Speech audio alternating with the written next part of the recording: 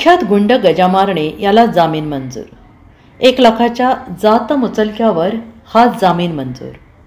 कोथरूड परिसरात 19 फेब्रुवारी रोजी देवेंद्र जोग या तरुणाला मारहाण केल्याप्रकरणी गजानन मारणे याला टोळी प्रमुख म्हणून पोलिसांनी अटक केली होती। गजानन मारणे आणि टोळीला न्यायालयात हजर केल्यावर त्याला न्यायालयाने शिक्षा सुनावली होती।